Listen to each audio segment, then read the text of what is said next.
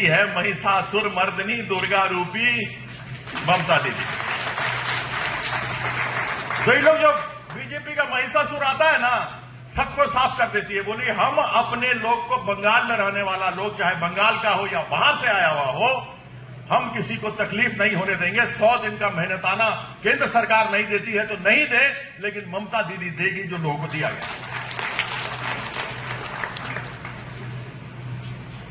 अब एक चीज बताइए, हम तो क्रिकेटर आदमी है, देश दुनिया में खेला, इंग्लैंड को हराया मजा आया, ऑस्ट्रेलिया को हराया मजा आया, न्यूजीलैंड को हराया मजा आया, श्रीलंका को हराया मजा आया, पाकिस्तान को जो पीटा उससे ज्यादा मजा आया भी नहीं। और ये लोग जो बार बार बोलता है कि पाकिस्तान चले जाओ, अगर देश का विभाजन कोई किया तो उसमें सबसे बड़ा हाथ यह भारतीय जनता पार्टी और आरएसएस का है, जिसका बैठ करके सावरकर बोला था 1937 में पूना के अंदर कि 2 नेशन थ्योरी होना चाहिए। आज ये अखंड भारत की बात करते हैं, जिन लोगों ने देश को तोड़ा।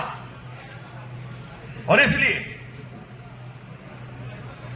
इनकी बात में इनका कोई आदमी कहीं भी किसी भी समय भारत के आंदोलन में साथ नहीं था जब आजादी की लड़ाई लड़ी जा रही थी।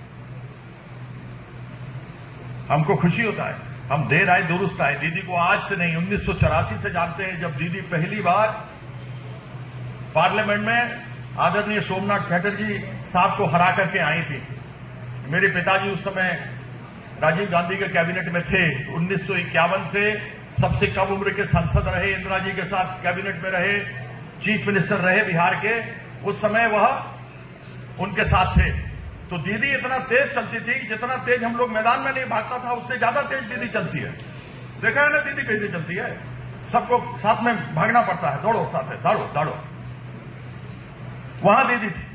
और जब कभी अवसर होता था तो वह अपनी खुद सरकार जिसमें मंत्री थी, वह अपने सरकार को भी नहीं छोड़ती थी, अपने बंगाल के लोगों के लिए, उनके हित के लिए बात करने के लिए। तब हमारे पिताजी ने कहा था ये लड़की बहुत अच्छी है, इसमें आगे देखना, आगे चढ़ करके ये बहुत जबरदस्त बनेगी। टीएमसी आज पूरे देश के लिए, लोकतंत्र के लिए अभिशाप हो गया है। जो एक अपराधी को बचाने में ममता जी की सरकार की पूरी ताकत लग गई, ये इससे बड़ा और कोई उदाहरण नहीं हो सकता है शाहजहां के केस में। किसको छिपाएंगे? आज अपराध की दुनिया में बंगाल सबसे आगे है।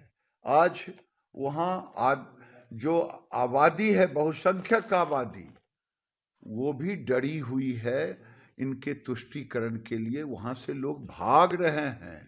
हिंदू अब उनके डर से, इनके व्यवहार से छोड़ रहे हैं बंगाल, क्योंकि ये बंगाल को रेड कारपेट बिछा दिया है, रोहिंग्या हो या और घुसपैठिए हो।